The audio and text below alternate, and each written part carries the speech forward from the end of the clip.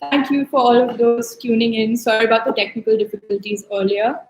I'm Maya Patel. I'm a child development consultant for Skillmatics, which is an educational games company for children. I have been working with them since February. I actually studied psychology and Italian language studies during my undergraduate degree at Sarah Lawrence College and will be pursuing a master's of philosophy in psychology and education at Cambridge University this fall. I have worked in at the SRCC Children's Hospital as well as the Mental Health Department of BD Samani School, and I believe that this has given me a little bit of insight. Of course, I'm not a parent myself. I have immense respect for all those of you that are, but I believe that this has given me a little bit of insight. And today I would like to talk to you about communication with your children during COVID 19. Here are my 10 tips for parenting in general, but especially during these uncertain times. Number one, the importance of maintaining a routine. Kids are used to routine, they feel lost without one. We offer a schedule on the Skillmatics website. For those parents who I know have their school routines and may honestly be getting used to digital learning, I think having a fixed meal time and a fixed bedtime is essential because it creates the same flow that you would have during your typical day to day routine. For those of you who don't have a school routine, I think allocating enough time in your day for your children to read, to play, and to exercise is very important. And those who do have school routines can incorporate these as after school activities. Number two, let your children play. I can't tell you enough how important play is for healthy development. It leads to the formation of language, problem solving skills, reasoning abilities, independent thinking, and also fine motor and gross motor development. This brings me to my third point, exercise and meditation. Play contributes to these development of fine motor and gross motor skills, which in turn allow your children to exercise. Exercise releases endorphins, which instantly put your children in a better mood. It combats irritability and lethargy. Meditation, on the other hand, helps regulate one's emotions. You are calmer, you are more tranquil, you will have better quality of sleep, and it will also improve the regularity of your sleep cycle. This brings me to point number four, age appropriate education. Setting the emotional tone as a parent is an important first step. Communication with your child can take place both verbally and non verbally. My favorite way of communicating with your child, and I have points here because there are so many to cover, is role modeling. Physically, children pick up on the energy that is exuded by their parents through touch based hold, and they're very perceptive to signs of anxiety that are demonstrated by the caregiver. There's a theory called the secure base attachment theory, which was first proposed by John Bowlby. He's a psychiatrist and he talks about touch based hold from the ages of 0 to 2. And he says that touch can be comforting. This is essential for social, emotional, and cognitive development. Close proximity, which means staying within their line of vision, and a secure base, a place for them to voice their discomfort or upset or concern, will help in turn avoid separation distress. Basic verbal communication from the ages of 2 to 4 are very important. The key is not to overwhelm your child. Simple verbal cues about healthcare, for example, sneeze into your elbow, please, or no touching your face, and then explaining the why behind them, are super important for your child. For example, you can say to them, please don't do this because it spreads germs.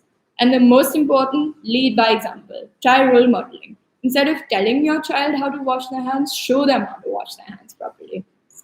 Number 5, have a daily feelings check-in. Ask, how are you feeling today?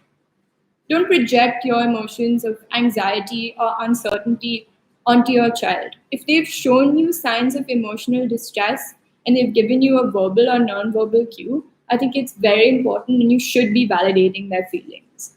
You can acknowledge that they may be experiencing feelings such as anxiety, confusion, sadness, or loneliness.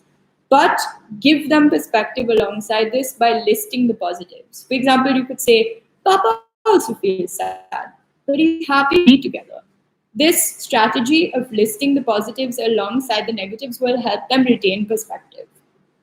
Teach them to never say that they're bored. This is extremely important because there's a lot to do and this world can negatively impact their own mood and their productivity.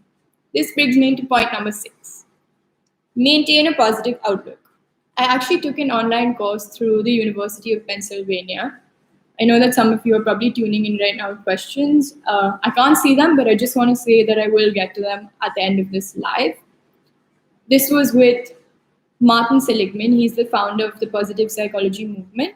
And he was sharing his tips on gratitude, in which he mentioned the 3 good things exercise. In this exercise, he shared 3 good things that happened to him with his family each day at dinner time. We practice something similar in my house when we actually share our highlight of the day. You can do this at meal times, you could do this at bedtime. Just frame this time that you have at home as a positive thing. Empathy, I think, is essential during these difficult and uncertain times. And it's a great idea to show your loved ones that you care about them, you appreciate them. And if you can get involved, donate or volunteer your time as well. Number 7, discuss coronavirus, but don't over discuss it. By this, I mean that it's very important to set boundaries. Children are extremely perceptive and they will pick up quickly and easily on the energy that you give out. For example, talking about coronavirus at mealtimes could make them more anxious. There's no need to talk about it more than you have to, simply because you're already living through it. If you do wish to talk about it, turn to reliable sources of information. For example, the World Health Organization and UNICEF are both reliable sources due to their factual reporting. Number 8, give your kids the opportunity to help. Sharing responsibility helps your kids feel valued during this time. You could say things such as, I need help in the kitchen, let's cook together today, or can we call Daddy to ask how she's doing, or even, will you please help me put away your toys? Number 9, take advantage of all the amazing free online resources. And by this, I mean, look after yourself so that you can in turn look after your children. I know that many of you are home right now, you're used to a new normal, you're working remotely, and this can be a very stressful time. And unfortunately, we don't all have access to green space or to the outdoors. And I know that exercise is helping making people feel calmer. The Nike training app is excellent because it's offering its premium content online for free. Audibles by Amazon is another great resource because it's offering thousands of audiobooks for free. And my favorite, the Kin Edu app, is really great because it was created by child development experts and it has age-appropriate tabs which you can choose to hone your child's fine motor or gross motor development. The Skillmatics website is also offering its brain teasers online for free. My last and final point, monitor screen time. Set a daily limit of an hour or 2. For example, 1 hour could be dedicated to educational digital learning and the other hour to maybe playing games on your iPad or to watching TV. Try and set a rule of no screen time at the dining table. This will allow you to really connect with your child. And lastly, try and have family movie nights. This helps distinguish between the week and the weekend.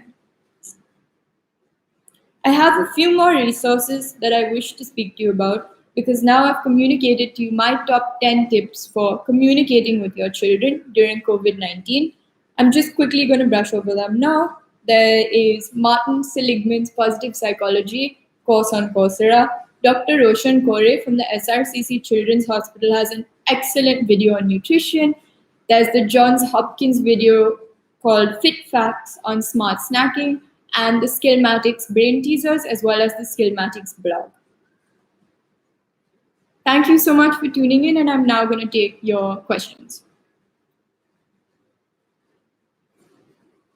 I'm now going to ask Rashi how to take your questions. Okay.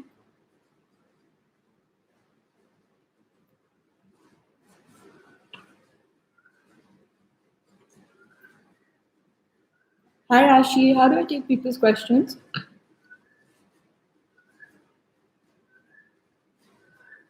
It's not loading on the chat. Thank you.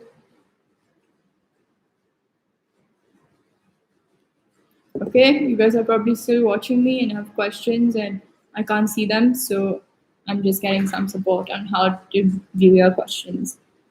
I'm so grateful to all of you for tuning in. I want you to know that Baby Chakra and Skillmatics will have this up on their YouTube and on their IGTV and stories later for those of you who might have joined late. Hopefully, Rashi and Andrea will call. Okay. Dr. Vishal Talati has said, can you please guide my son? He is 21 months old. What activity we should introduce for his overall growth along with his brain? This is an excellent question. I think helping your 21-month-old child with their fine motor development, as I mentioned on the Skin Edu app, is a great way to help their overall development along with the cognitive development.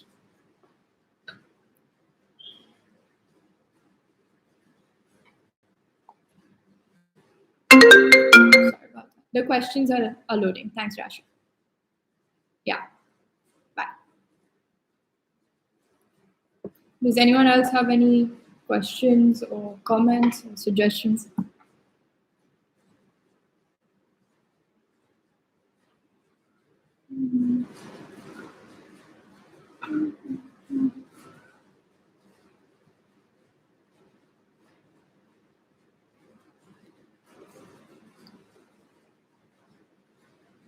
I can't see any at the moment. I'm going to keep this up for another minute, and then if I don't get any other questions, I will check in with you guys on our social media. Thank you. Thanks for tuning in.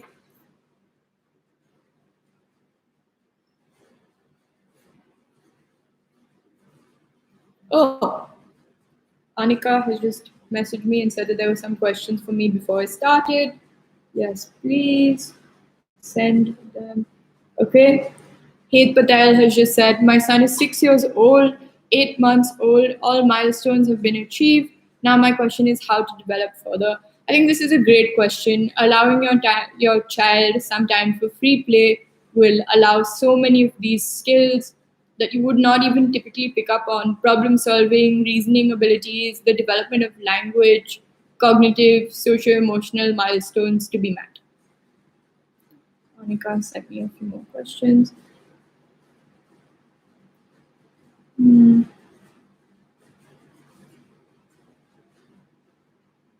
Hi, my daughter is of 14 months and she hasn't started to walk. This is from Santosh. What can I do to make her walk? I think just being encouraging as a parent, and what I've reverted back to with the touch-based hold, and then taking small steps, holding their hand and demonstrating this action is a great way to allow them to feel comfortable in order for this to take place. Role modeling. Hi, my baby's 6-month flu vaccine is delayed by a month due to this lockdown. Is it okay, or do we have to do this ASAP? I'm not a doctor. I would consult your GP. I'm presuming that this is important for you to do. Although personally, when I've taken an injection and it's been delayed by a month, it's been fine. However, for a smaller child, it would be best to consult your GP. Hi, how to encourage my child to take interest in extracurricular activities, color or engage? I think doing extracurricular activities with your child, maybe playing games together. Skillmatics has some great games that you can play with your child. The KinEdu app, these are all great resources. How to encourage your child to write, color, or engage in motor skill activities? Again, the KinEdu app, Skillmatics pages online, our blog. But thank you all so much for tuning in with these excellent questions, and I'm going to leave it here. Bye. Thank you.